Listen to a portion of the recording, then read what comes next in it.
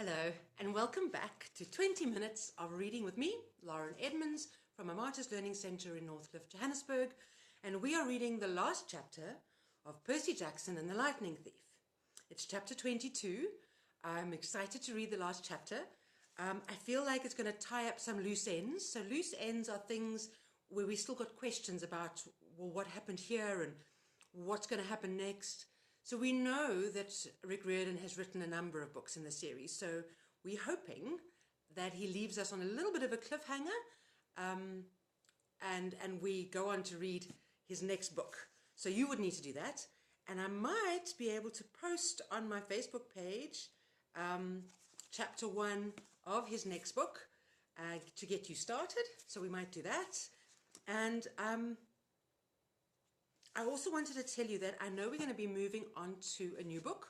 So when you get to this episode with chapter 22, then you'll know what book we've chosen next, or you might know already. But I'm going to take a couple of days break.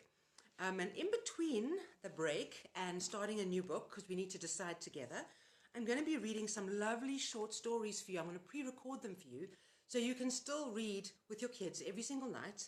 And I've got some fantastic ones. Sorry, I know these are back to front, but some fantastic South African stories, or at least stories written by South Africans, about South Africans, which is wonderful. So some of these I'll be reading to you. And then you can go and get your own, because there's some amazing books out there that you really, really love. So look out for those. We do need to pick a book that we're going to be reading next, so I'll put a poll up soon, probably early next week. But I think I'm going to go straight into reading chapter 22, so we can have some closure with some of the questions that we have. And then the book will be done. I'm almost a little sad that it'll be done. This has been 22 days of reading together. But don't worry, we're going to keep reading together, and you are going to be reading with your parents more and more, because I think you found how fantastic it is. And I know you can't do it every night, so maybe we can adjust it as well. Maybe it needs to be Monday, Tuesday, Wednesday, Thursday. Maybe weekends are little short stories. I don't know. We'll try something different and see if it works. But I do know that I'm going to carry on, because it's really, really an excellent thing to do. So let's go. The last chapter of Percy Jackson and the Lightning Thief. The prophecy comes true. We were the first heroes to return alive to Half-Blood Hill since Luke. So of course everybody treated us as if we'd won some reality TV contest. According to camp tradition, we wore laurel wreaths to a big feast prepared in our honor, then led a procession down to the bonfire, where we got to burn the burial shrouds our cabins had made for us in our absence. Annabeth's shroud was so beautiful, grey silk with embroidered owls. I told her it seemed a shame not to bury her in it. She punched me and told me to shut up. Being the son of Poseidon, I didn't have any cabin mates, so the Ares cabin had volunteered to make my shroud.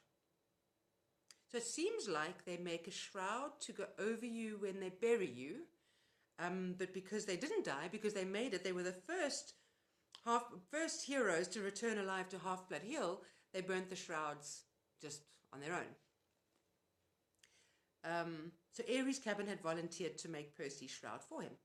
They'd taken an old bedsheet and painted smiley faces with X'd out eyes around the border, and the word loser painted really big in the middle. It was fun to burn. As Apollo's cabin led the sing-along and passed out toasted marshmallows, I was surrounded by my old Hermes cabin mates, Annabeth's friends from Athena, and Grover's satyr buddies, who were admiring the brand new searcher's license he'd received from the Council of Cloven Elders. So, Grover did get his searcher's license. The council had called Grover's performance on the quest brave to the point of indigestion. Indigestion, that's weird. horns and whiskers above anything we have seen in the past. You must have been very proud. The only ones not in a party mood were Clarice and her cabin mates, whose poisonous looks told me they'd never forgive me for disgracing their dad. That was okay with me. Even Dionysius's welcome home speech wasn't enough to dampen my spirits. Yes, so the little brat didn't get himself killed, and now he'll have an even bigger head. Well, who's up for that? In other announcements, there will be no canoe races this Saturday. Oh, he's a grumpy old guy. I moved back into the cabin 3, but it didn't feel so lonely anymore. I had my friends to train with during the day. At night, I lay awake and listened to the sea, knowing my father was out there. Maybe he wasn't quite sure about me yet. Maybe he hadn't even wanted me born.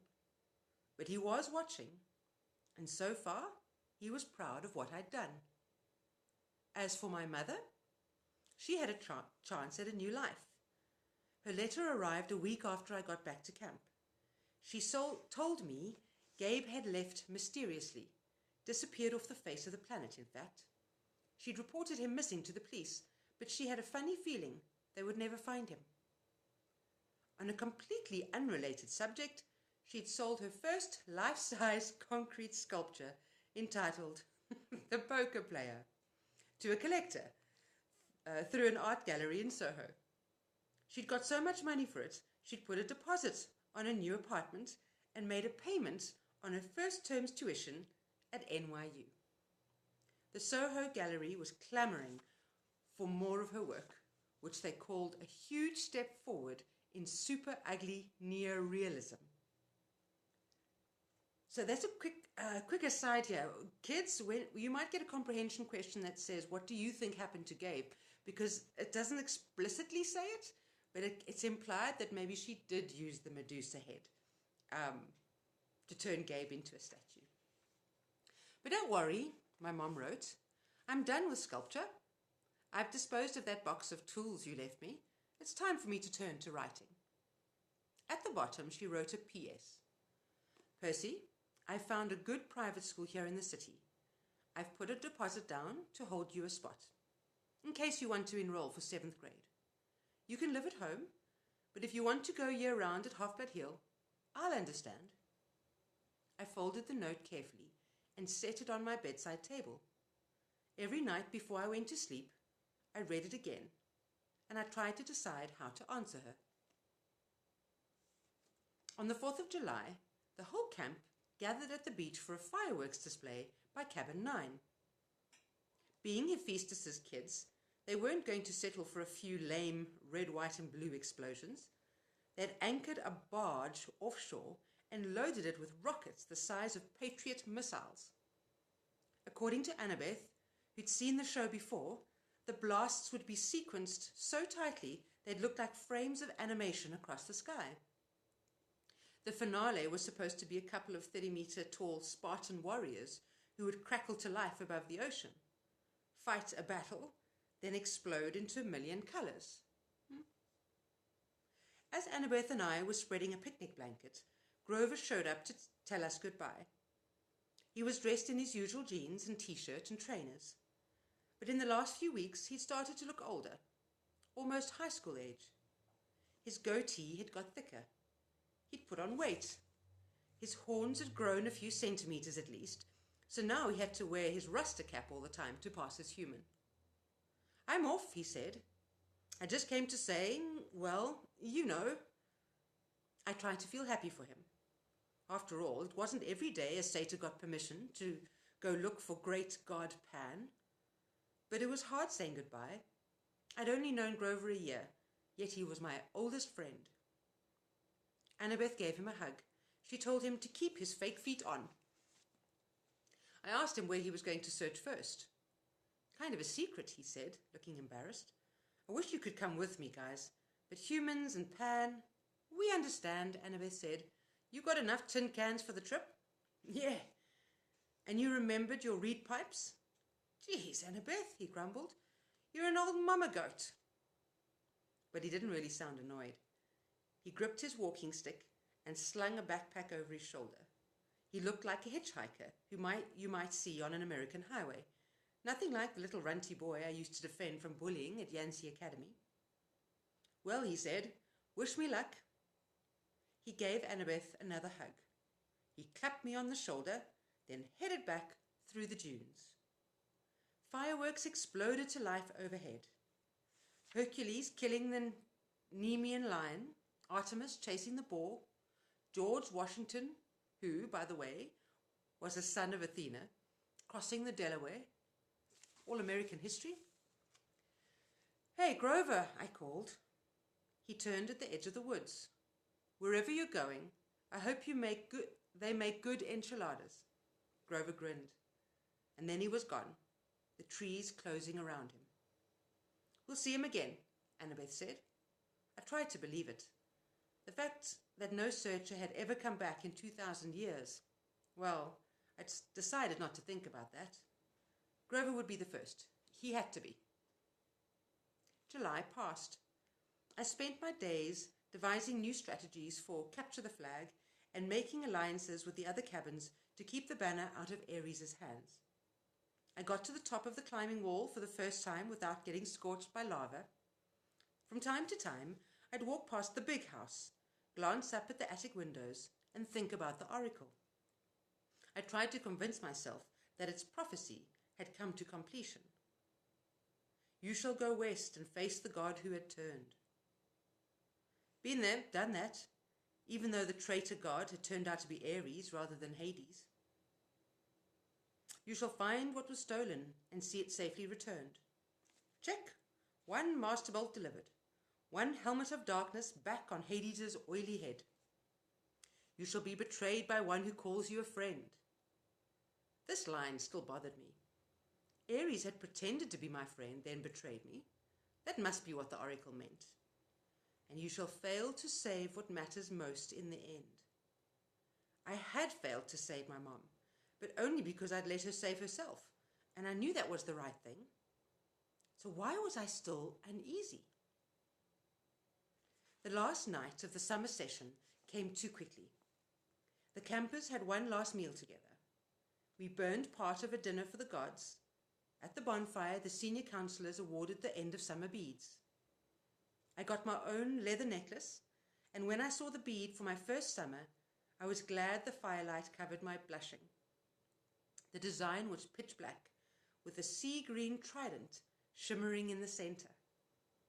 The choice was unanimous, Luke announced.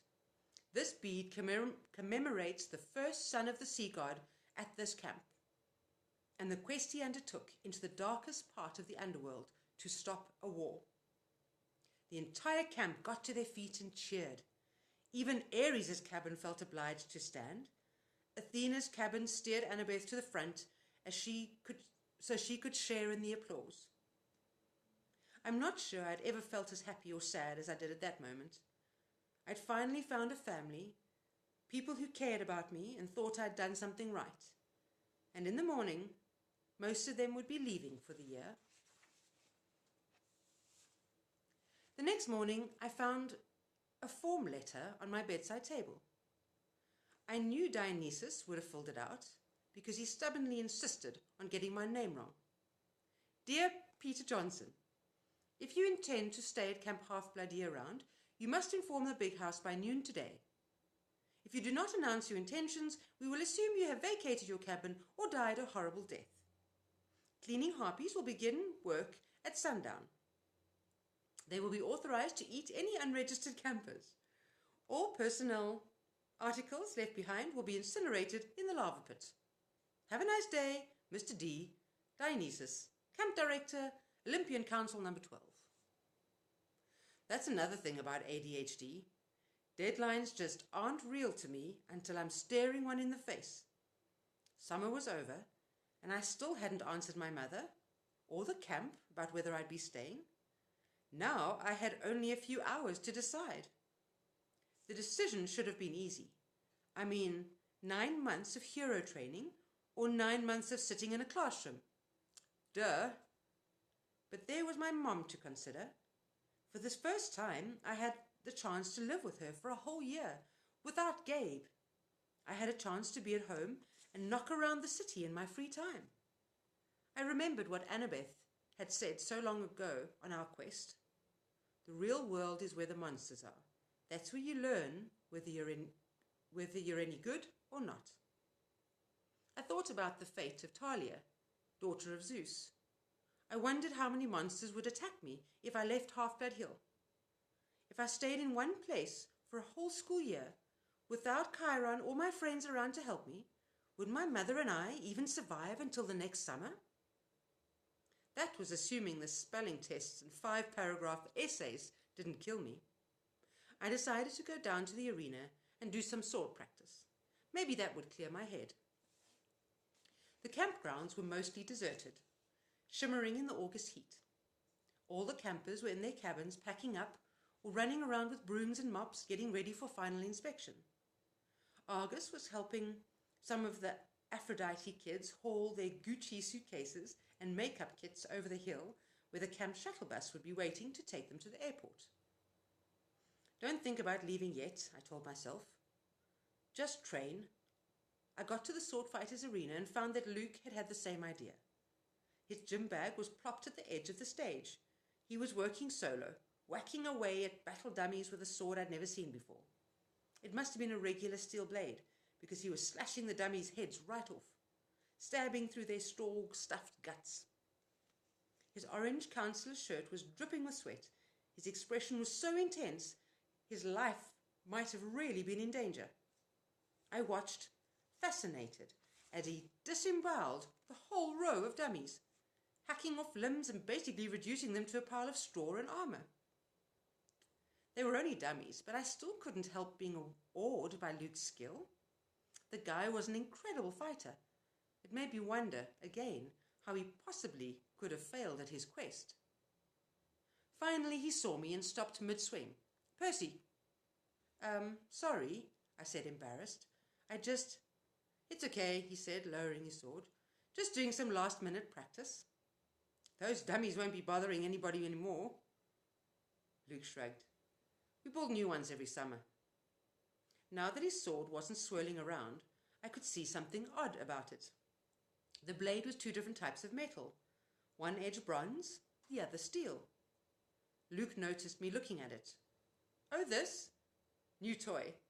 This is Backbiter. Backbiter? Luke turned the blade in the light so it glinted wickedly.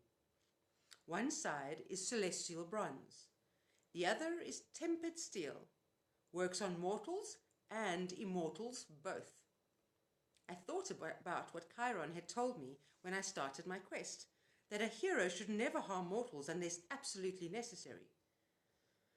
I didn't know they could make weapons like that. They probably can't, Luke agreed. It's one of a kind. He gave me a tiny smile, then slid the sword into its scabbard. Listen, I was going to come looking for you.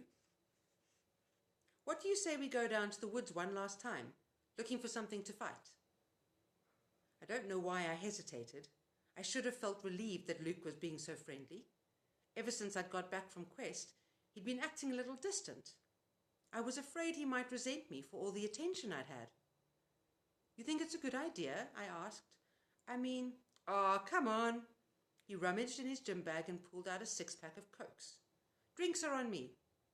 I stared at the Cokes, wondering where the heck he'd got them.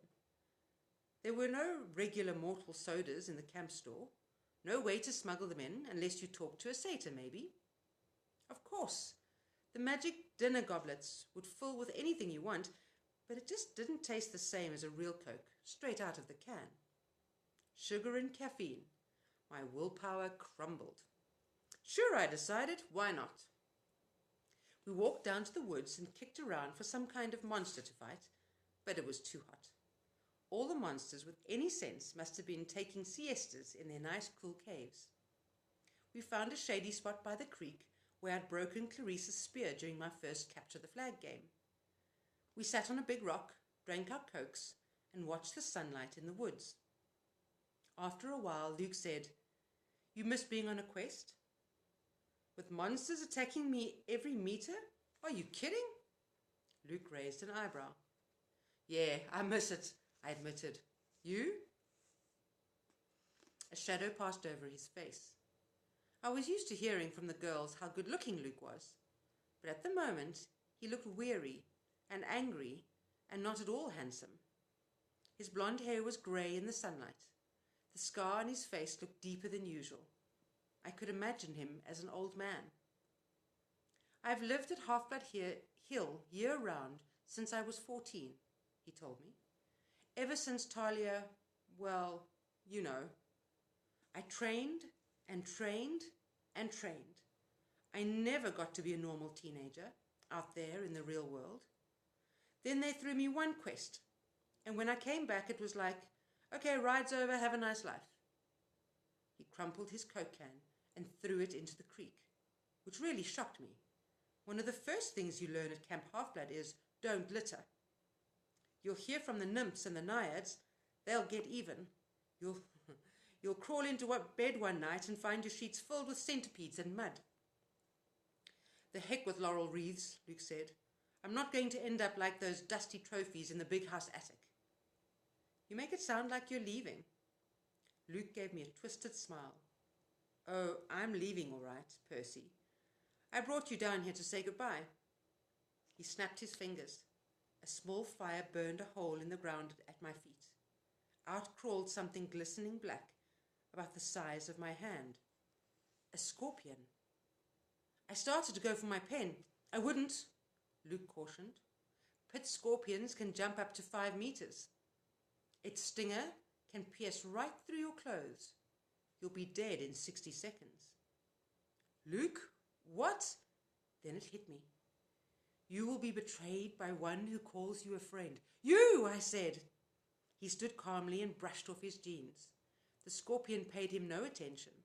It kept its beady black eyes on me, clamping its pincers as it crawled onto my shoe. "I saw a lot out there in the world, Percy," Luke said. "Didn't you feel it? The darkness gathering, the monsters growing stronger. Didn't you realize how useless it all is? All the heroics, being pawns of the gods.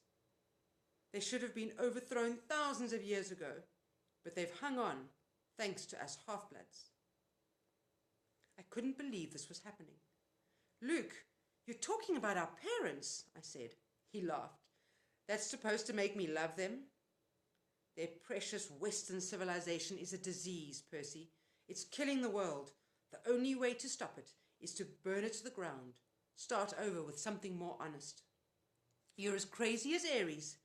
His eyes flared. "Ares is a fool. He never realized the true master he was serving.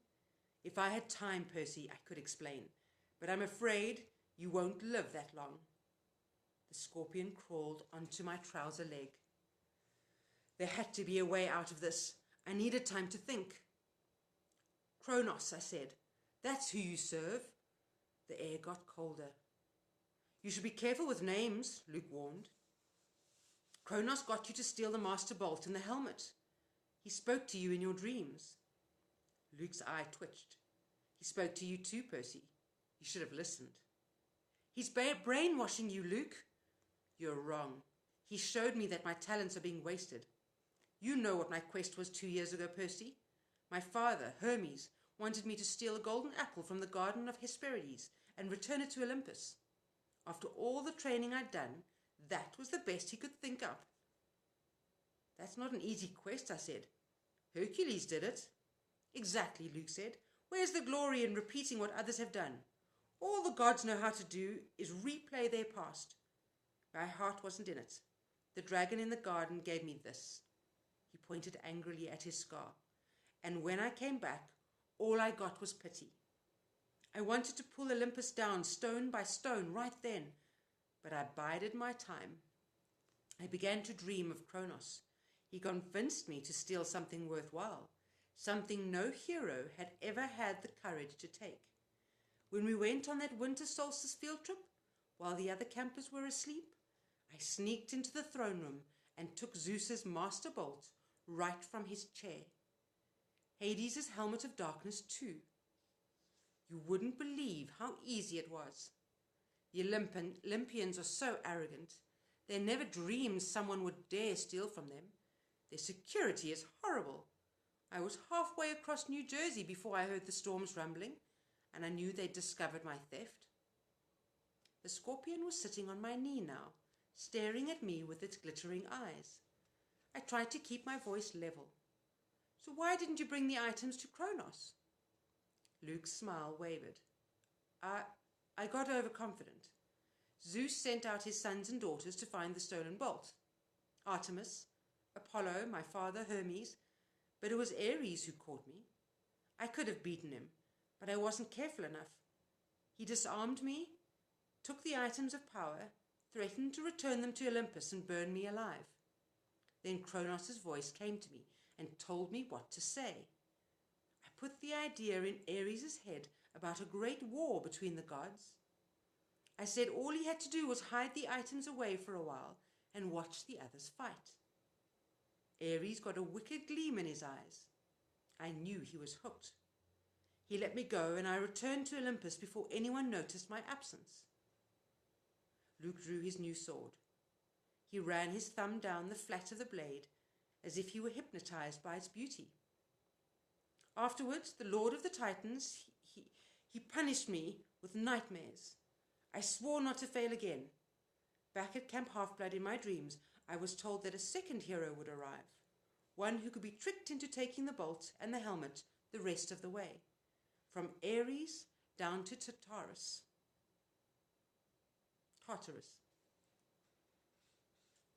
You summoned the hellhound that night in the forest. We had to make Chiron think the camp wasn't safe for you, so he would start you on your quest. We had to confirm his fears that Hades was after you, and it worked. The flying shoes were cursed, I said. They were supposed to drag me and the backpack into Tartarus. And they would have, if you'd been wearing them, but you gave them to the satyr, which wasn't part of the plan. Grover messes up everything he touches. He even confused the curse. Luke looked down at the scorpion, which was now sitting on my thigh. You should have died in Tartarus, Percy. But don't worry, I'll leave you with my little friend to set things right. Talia gave her life to save you, I said, gritting my teeth. And this is how you repay her? Don't speak of Talia, he shouted. The gods let her die. That's one of the many things they will pay for. You're being used, Luke. You and Ares both. Don't listen to Kronos. I've been used? Luke's voice turned shrill. Look at yourself. What has your dad ever done for you? Kronos will rise. You've only delayed his plans. He will cast the Olympians into Tartarus and drive humanity back to their caves. All except the strongest, the ones who serve him. Call off the bug, I said. If you're so strong, fight me yourself. Luke smiled. Nice try, Percy, but I'm not Ares. You can't bait me. My lord is waiting. He's got plenty of quests for me to undertake. Luke! Goodbye, Percy. There is a new golden age coming. You won't be part of it. He slashed his sword in an arc and disappeared in a ripple of darkness. The scorpion lunged. I swatted it away with my hand and uncapped my sword. The thing jumped at me and I cut it in half in mid-air. I was about to congratulate myself until I looked down at my hand. My palm had a huge red welt, oozing and smoking with yellow guck. The thing had got me after all. My ears pounded. My vision went foggy. The water, I thought. It had healed me before. I stumbled to the creek and submerged my hand, but nothing seemed to happen. The poison was too strong. My vision was getting dark. I could barely stand up. 60 seconds, Luke had told me. I had to get back to camp. If I collapsed out here, my body would be dinner for a monster. Nobody would ever know what had happened. My legs felt like lead. My forehead was burning. I stumbled towards the camp, and the nymphs stirred from their trees. Help, I croaked. Please.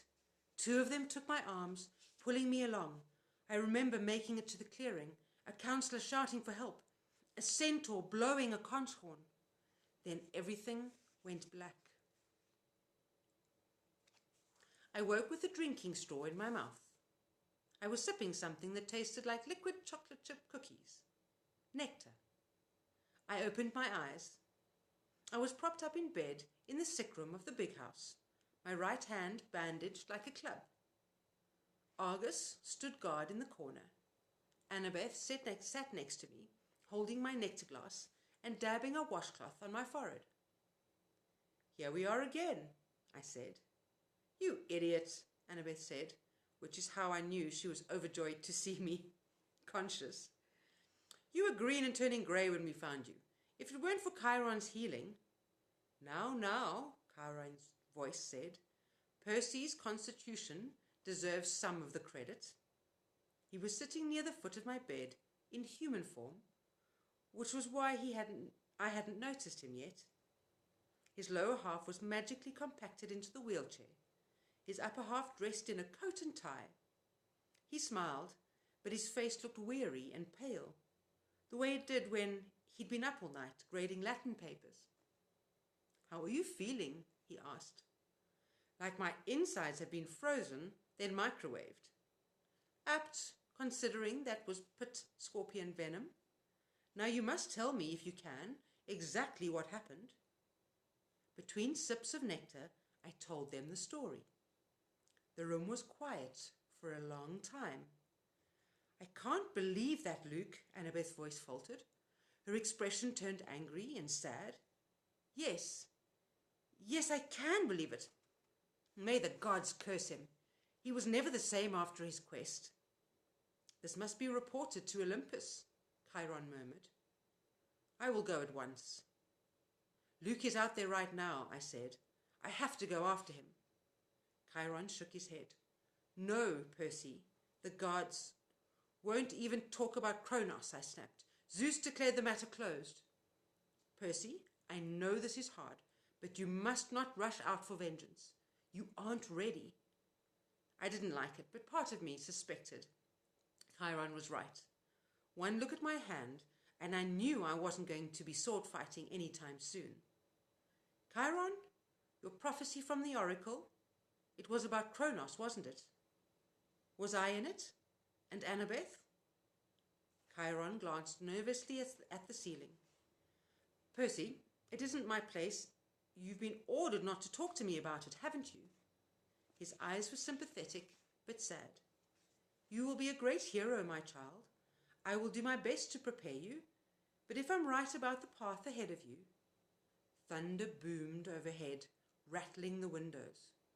"All right," Chiron shouted. "Fine." He sighed in frustration. "The gods have their reasons, Percy. Knowing too much of your future is never a good thing." "We can't just sit back and do nothing," I said. We will not sit back," Chiron promised. "But you must be careful. Kronos wants you to come unraveled. He wants your life disrupted, your thoughts clouded with fear and anger. Do not give him what he wants. Train patiently. Your time will come." "Assuming I live that long." Chiron put his hand on my ankle. "You'll have to trust me, Percy. You will live. But first, you must decide your path for the coming year. I cannot tell you the right choice. I got the feeling that he had a very definite opinion, and it was taking all his willpower not to advise me. But you must decide whether to stay at Camp Half-Blood year-round or return to the mortal world for 7th grade and as a summer camper, and be a summer camper. Think on that. When I get back from Olympus, you must tell me your decision." I wanted to protest. I wanted to ask more questions, but his expression told me there would be no more discussion. He had said as much as he could. "I'll be back as soon as I can," Chiron promised. "Argus will watch over you." I glanced at Annabeth. "Oh, and my dear, whenever you're ready, they're here." "Who's here?" I asked. Nobody answered. Chiron rolled himself out of the room. I heard the wheels of his chair clunk carefully down the front steps, 2 at a time. Annabeth studied the ice in my drink. "What's wrong?" I asked her. "Nothing." She set the glass on the table. "I just took your advice about something. You, need anything?" Yeah, help me up. I want to go outside. Percy, that isn't a good idea. I slid my legs out of bed. Annabeth caught me before I could crumple to the floor. A wave of nausea rolled over me. Annabeth said, I told you. I'm fine, I insisted. I didn't want to lie in bed like an invalid while Luke was out there planning to destroy the Western world. I managed to step forward, then another, still leaning heavily on Annabeth. Argus followed us outside, but he kept his distance. By the time we reached the porch, my face was beaded with sweat. My stomach was twisted into knots, but I had managed to make it all the way to the railing. It was dusk. The camp looked completely deserted. The cabins were dark and the volleyball pit silent. No canoes cut the surface of the lake. Beyond the woods and the strawberry fields, the Long Island Sound glittered in the last light of the sun. What are you going to do? Annabeth asked me. I don't know. I told her I got the feeling Chiron wanted me to stay year-round, to put in more individual training time, but I wasn't sure that's what I wanted. I admitted I'd feel bad about leaving her alone, though, with only Clarice for company. Annabeth pursed her lips, then said quietly, I'm going home for the year, Percy. I stared at her. You mean to your dad's? She pointed towards the crest of Half-Blood Hill. Next to Talia's pine tree, at the very edge of the camp's magical boundaries, a family stood silhouetted. 2 little children, a woman, and a tall man with blonde hair. They seemed to be waiting. The man was holding a backpack that looked like the one Annabeth had got from Waterland in Denver. I wrote him a letter when we got back, Annabeth said, just like you suggested. I told him I was sorry. I'd come home for the school year if he still wanted me. He wrote back immediately. We decided we'd give it another try. That took guts. She pursed her lips. You won't try anything stupid during the school year, will you? At least not without sending me an Iris message. I managed to smile. I won't go looking for trouble. I usually don't have to. When I get back next summer, she said, we'll hunt down Luke. We'll ask for a request, but if we don't get approval, we'll sneak off and do it anyway. Agreed? Sounds like a plan worthy of Athena. She held out her hand. I shook it. Take care, seaweed brain, Annabeth told me. Keep your eyes open. You too, wise girl. I watched her walk up the hill and join her family. She gave her father an awkward hug and looked back at the valley one last time. She touched Talia's pine tree, then allowed herself to be led over the crest and into the mortal world. For the first time at camp, I felt truly alone. I looked out at Long Island Sound and I remembered my father saying, the sea does not like to be restrained. I made my decision. I wondered if Poseidon were watching, would he approve of my choice? I'll be back next summer, I promised him. I'll survive until then. After all, I am your son. I asked Argus to take me down to cabin 3 so I could pack my bags for home. And that is the end of the book.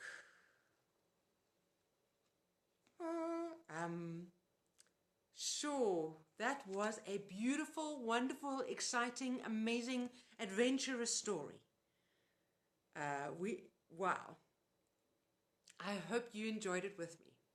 I hope you started all the way at chapter 1 and stuck with it all the way to chapter 22 and didn't skip any chapters. I hope you learned new things and new words and we met interesting characters. And I hope you're inspired to pick up a book of your own and read it on your own. Because a chapter a night, come on, that was easy to do. Start easy so you feel confident reading your story. Make sure you understand it. Ask your mom and dad if you don't understand words or don't understand what's going on. But try it on your own. And in a couple of days, join me again for another epic tale. If you liked this whole series, if you liked this chapter, please click like, please share. Hello to everyone around the world who's starting to watch. I'm excited to be back again. Good night. Sleep tight.